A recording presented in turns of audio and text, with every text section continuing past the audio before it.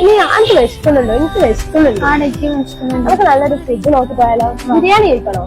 വേണ്ട, നമുക്ക് എപ്പോഴും ബിരിയാണി അങ്ങനെ നമുക്ക് വരോ ചോദിച്ചത്. ഇവിടെ കിട്ടുന്നത് ഇവിടെ നല്ല ഊണ് കിട്ടുന്ന സ്പോട്ടുകളെ ഇവിടെ ഉണ്ടല്ലേ. നമുക്ക് പോയോക്കാം.